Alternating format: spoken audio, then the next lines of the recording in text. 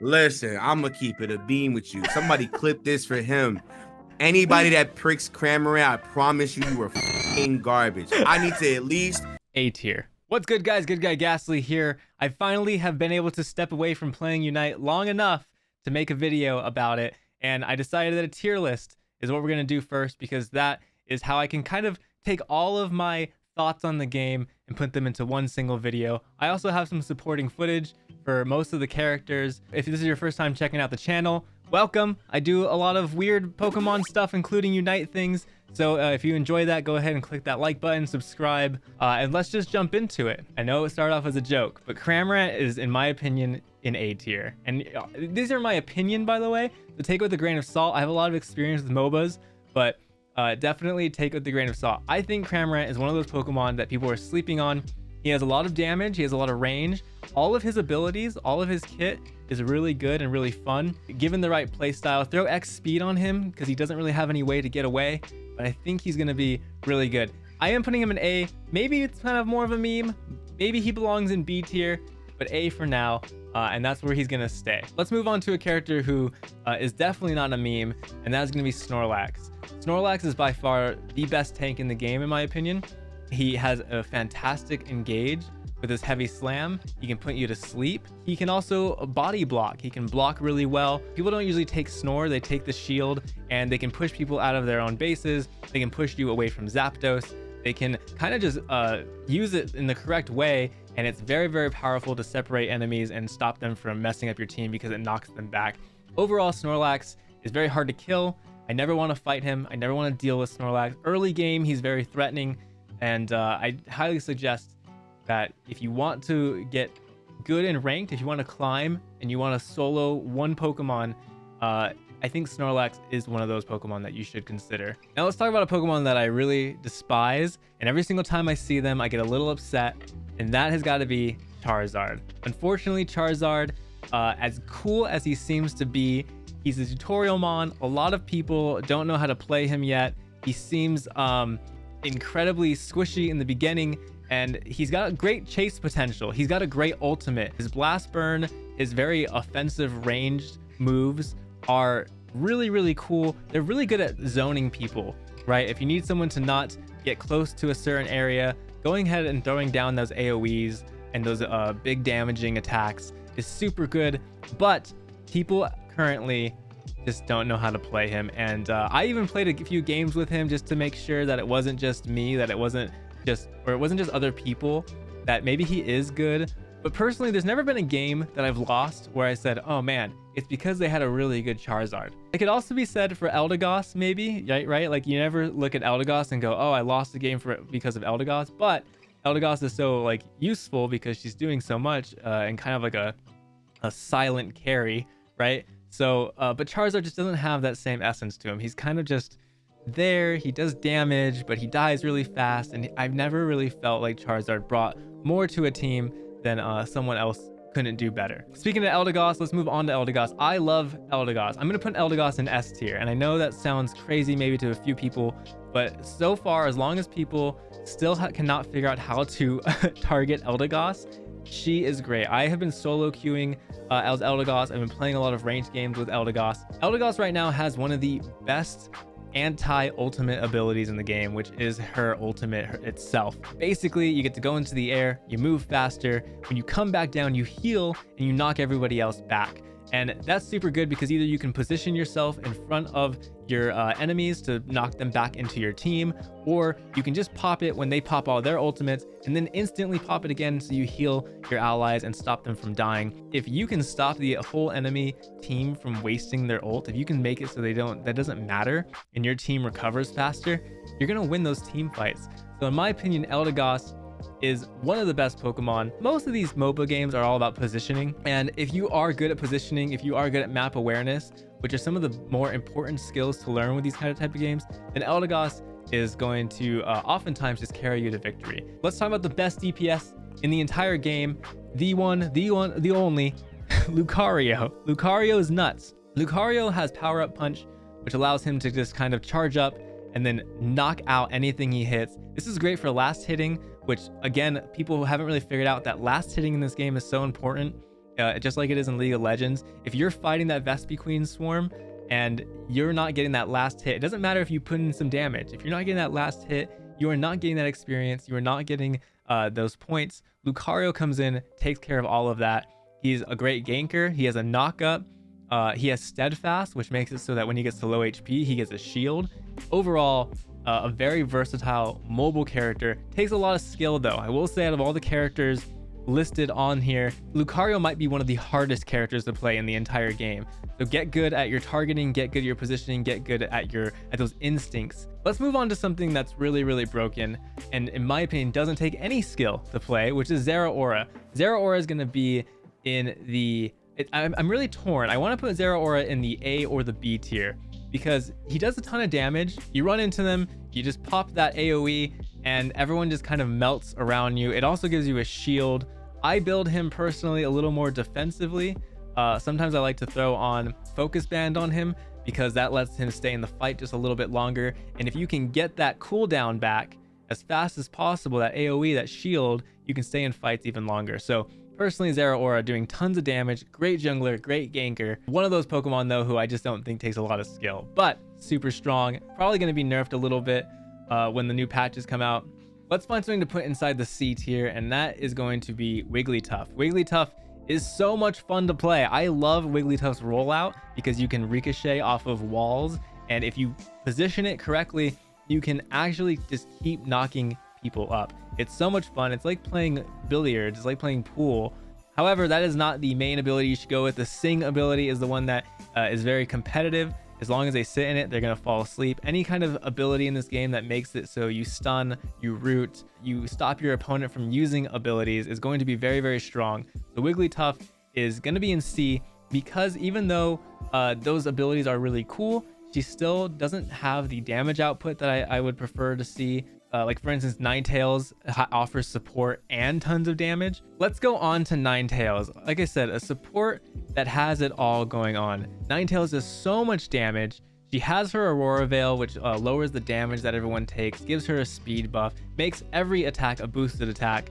Ninetales has got it going on. She is one of the best characters in the game. If you can learn Ninetales and get semi good with Ninetales, you're always going to be an asset to any team. Even if you're not very good at the game, if you can pick up Ninetales, drop them Aurora Veils, spam the A button, just hit things with slows, you're going to be a huge asset to any party that you're in. So definitely, you got to think about it this way too. These tier lists, I'm kind of rating it on a lot of factors, but the main factor is you got to build a team of 5. You got to have Pokemon that kind of synergize together, and who brings the most to the team. Ninetales is one of those Pokemon. Snorlax is one of those Pokemon. Lucario, Eldegoss, those are all Pokemon that they're going to be great on any team. Let's flip the script here a little bit and go to one of the most broken characters in the game, in my opinion, but not a Pokemon that is completely uncounterable, is Gengar. I've been playing a lot of Gengar. His Hex and his Sludge Bomb combo is nutty. As long as you land that Sludge Bomb, you can just spam R if you have that auto targeting is really good on Gengar. A lot of people are having you change your settings to not have auto target. I think auto target with Gengar is really easy. You just spam that right trigger and you are getting quadra kills, penta kills, triple kills, and whatever. You're just wiping out entire teams as Gengar because that combo is so strong.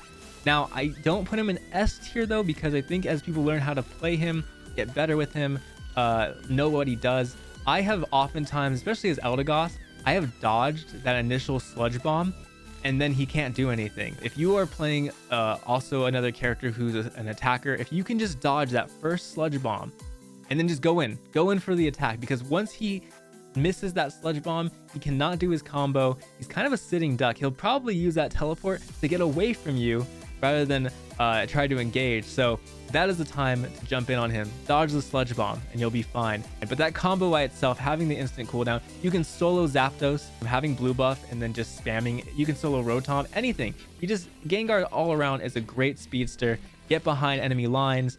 His ultimate is super fun to engage with, or go in and steal something, or even use to score. I like to use his ultimate and go and score with it if I think it's going to make a difference in the final tally. So Gengar, A tier. Pretty easy to put him there. The most B Pokemon in this entire game, in my opinion, is Garchomp. I have seen Garchomps wreck entire teams, but I've also seen a lot of Garchomps do nothing. Who can do a lot of damage if you let him. If you let him sit in the middle of your team and you let him get off those auto attacks where his speed buff goes up, and then his ultimate makes him just a crazy berserker. He can wipe out entire teams with that ultimate, but very easy to kite. And that's one thing too, is if you're easy to kite in this game, and the kiting, if you don't know, is just basically people can just run around you and keep attacking you and you can't reach them, and then you just kind of just die. He's very easy to kite because he does have some engages, but it's just not as strong as some other ones. So gonna go in B for now. I thought Talonflame was S tier in the beta, but as I've been playing a lot more, I've realized that he's more of a D tier. He's great in the jungle, he's got great mobility, he can fly over walls, he can score points, but in a team fight, which is, you know, arguably what this whole game is about, and that's another reason why, and kind of unrelated, but I love Zapdos, because the Zapdos forces you to have a really awesome team fight at that 2-minute mark.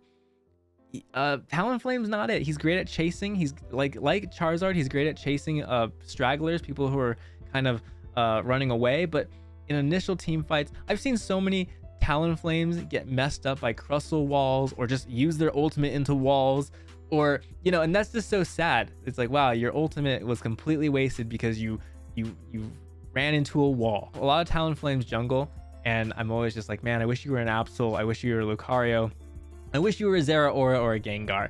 So Talonflame, in my opinion, is going to be pretty low tier at the time until I start to see some different plays with them, but so far it just doesn't seem likely. I have not had a game where Absol completely dominated me like Zeraora or Gengar. However, I have had a few games where it was a great asset to the whole team, as long as you know how to position. Absol is very much a Pokemon who wants to be behind the enemy lines, who wants to be hitting things in the back.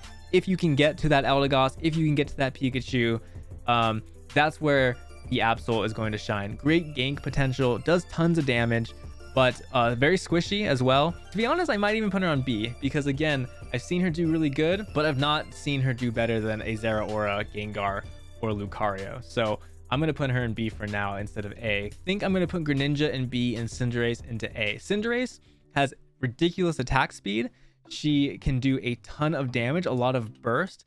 She also has feint, which makes it so that she can't be targeted by abilities, and so that if you time that correctly, you can dodge entire ultimates, you can dodge some really big attacks. Again, you're fighting Gengar, feint the Sludge Bomb, and you're going to be able to just kind of walk away unscathed with some extra points after you kill that Gengar. So I would say Cinderace definitely top tier in terms of just being very good with mobility, attack, just a DPS that if you don't take her down, she's gonna do a ton of damage. Greninja though, Greninja's one of those Pokemon who I love his entire kit. His Water Shuriken is cool because it has some good range on it, it does some good damage, but I personally like Surf a little more just because I like to have the reset on the kill, and it allows me to just kind of clean up entire teams with him, because as long as you're timing that Surf well, you're getting that final hit on them, it's resetting and you just keep going.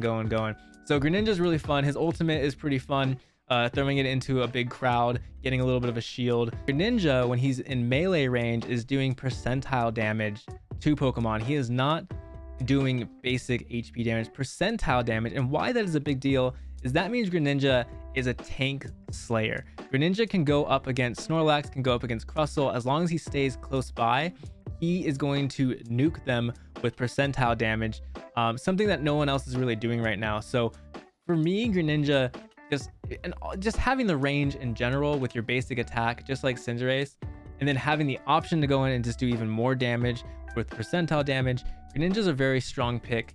There isn't very often when I'm sitting there going, oh, I wish I had something to do with Greninja. Unfortunately, it seems like a lot of support to me is going to go into the lower ranks, only because even though support is so needed in these games, especially the early game, it doesn't really carry over to late game as much as, say, Eldegoss's heal does. The support from Mr. Mime is great. He does have a way to slow people down. He's got a pushback that if you hit them into a wall, they will take a lot more damage. And that's early game. Again, that does tons of damage. Super fun to knock people into walls and get some good kills as Mr. Mime. But not a Pokemon that I would rather take over any of the S, A, or B tier. So very hard for me to put Mr. Mime on a team currently. I'm sure there will be some cool team comps with, say, Mr. Mime, Snorlax and Crustle, where you just go full walls, like a full wall team, and you're just knocking everyone into walls. Maybe that'll be a thing. But for now, Mr. Mime's gonna sit at C. I personally like playing Mr. Mime. I think he's super fun, but he's not the carry that I'd like him to be. Now, another support that I do think deserves to be a little bit higher up is probably Slowbro. I think Slowbro is a great B tier Pokemon. He has a lot of ability to support the team. If Slowbro can target those DPS, that annoying DPS that keeps messing up the entire team, then you're gonna be in a good spot. Just pop Slowbro's ultimate on, say, their Zeraora, their Lucario, their Cinderace, their Greninja, and let your team nuke them down. You basically just get to single out one Pokemon and say, okay, everybody, dinner time. And that is what I love about him. I think Slowbro is going to be one of those top tier Pokemon. He might even be later on in S tier once people get very organized. He might, I don't want to say he's going to replace Snorlax, because Snorlax Engage is so good, but Slowbro has Surf. It does allow him to kind of get in and engage with the enemy and then lock someone down. And yeah, as long as he has support, he's going to be doing some damage.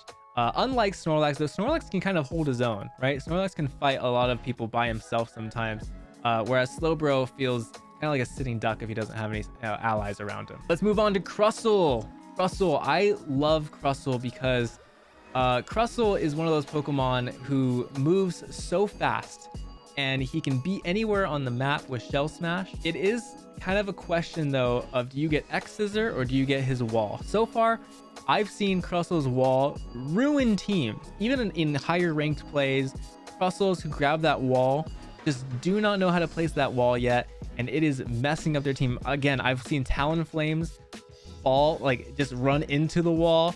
I've seen people just miss out on kills because Crustle walled their own team. It's not like Mr. Mime or Snorlax, where you can just walk through your own ally's wall.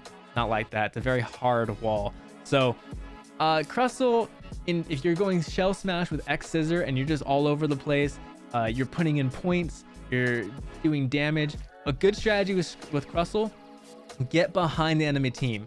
Like, be that tank that gets behind them and pushes them into your team with X Scissor. That is where Crustles are going to shine, because who's going to stop you? Your Crustle. You just blast through their back line and push them into your allies waiting for, like, push it into the maw, right, of attack. So I'm going to put Crustle in B tier because I do think, just like Slowbro, he does have a good place on a lot of teams. But again, I'd always rather have Snorlax than Crustle currently. Let's talk about Pikachu. Pikachu, I'm going to put in A tier. I am close to putting him in S tier, but there have been a few games where I was up against some pretty tanky teams, and that is where Pikachu kind of fails, because Pikachu, while he has amazing damage, his early game is crazy. People need to stop fighting Pikachu on top of his base because Pikachu just does so much damage. Stop. Just let him just hang out on his base, eat his little berries.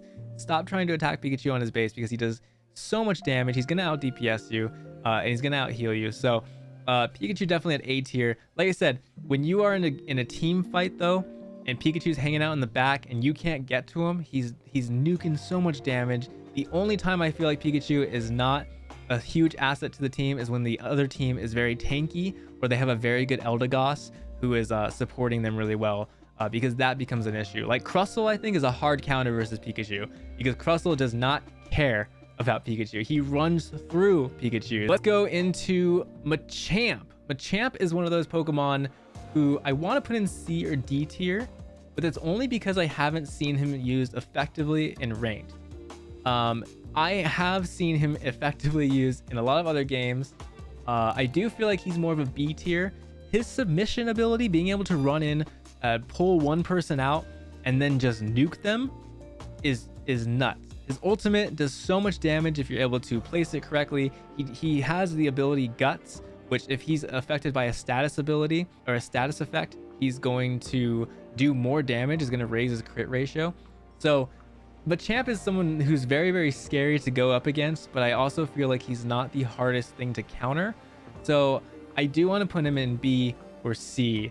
You know what? I might even put him in C just because I feel like he's tanky enough to get in there and do something, but I really haven't been raffle stomped by a Machamp completely yet in ranked. In standard I have. With a competent team who knows what he does, I have not been completely raffle stomped by Machamps. So I'm going to put him in C for now with Mr. Mime and Wigglytuff. I'm sorry, that probably feels like an insult, Machamp, but we're going to see. I'm going to make an updated one of these with every patch maybe and see what some of the changes are. So we'll talk about it more then. Venusaur is, it's hard because Venusaur needs a lot of support. Venusaur is so good, but you definitely need a lot of support. He's a lot squishier than he looks. He will melt to pretty much any DPS like Pikachu, Cinderace, Gengar, Lucario. He just melts in general, but his Solar Beam does a ton of damage. I do like his Giga Drain. I never really use Leaf Storm as much because I don't really want to get into the fight with Venusaur. I don't think you can build him that way with items, but I don't think people have the proper items to build him that tanky just yet. So Solar Beam though is so much fun. So being able to snipe Zapdos, being able to snipe enemies who are too far away, or even save a teammate who's about to die, that little bit of Solar Beam damage, and by a little bit I mean a ton, is something that's super awesome to have on your team. Just don't get caught by yourself as Venusaur. You want to have some support, or you want to be kind of like an artillery tank in the back. So I managed to stay up all night and play a little bit of Gardevoir, learn about her, get some footage. And the cool thing about Gardevoir is she is exactly where I thought she'd be, in A tier, because she does a ton of damage. Even though she's squishy, she does a ton of damage. She's got great range. All of her kit is useful. She's got a stun, and when her stuff upgrades, it's even stronger. So she's definitely a late game carry. The entire time I played her, I felt like I was doing really bad in the beginning, to the point where I even put an experience share on her because I felt like I wasn't keeping up, until I noticed that she just doesn't evolve until later. So keep playing her, be reserved with her. She does a lot of damage as soon as she gets Psyshock or Future Sight. Psyshock, in my opinion, is a lot better in the beginning, whereas Future Sight, when it gets upgraded, it can be spammed. So as you can see here, I am just spamming Future Sight. I don't even know where I'm targeting. I have auto target on, and I'm just spamming Future Sight and stuns, and I'm picking up kills. So really unique character in terms of how much damage output she's putting out. But then the one reason that I wanted to put her in A tier, and the reason why she's going to be so strong, I think, is because of her ultimate. Her ultimate, being able to pull everyone in, and you're able to just either have your team nuke them, or you yourself can pretty much take out an entire team with her ultimate alone, is going to be so useful for those final Zapdos fights. You usually get the ultimate around right before Zapdos spawns if you're grinding properly. So overall though, she's going to be a contender for that A/S tier. We don't really, besides Pikachu and Cinderace, I do think she's one of the best special attackers in the game. So yeah, she's gonna have to stay in A tier until further notice, because she's just really cool. Very hard to play though, I will say that. She does tons of damage, but you have to hit. Thank you for watching. I hope you enjoyed this tier list. I hope you learned something. I hope the supporting footage for most of the characters was helpful in understanding what they did. This is really fun for me because I got to really take everything I've learned and everything I've observed and put it into one single video. So feel free to skip around and find out what you like. And if you guys enjoy this Unite content, let me know. Go ahead and leave a comment down below. Let me know if you want to see any guides. I really love Eldegoss right now, so if you want to see an Eldegoss guide, let me know. But yeah, I can do a guide on any character because I love them all. I love this game. So let me know in the comments below. Leave a like, don't forget, and I'll see you guys next time.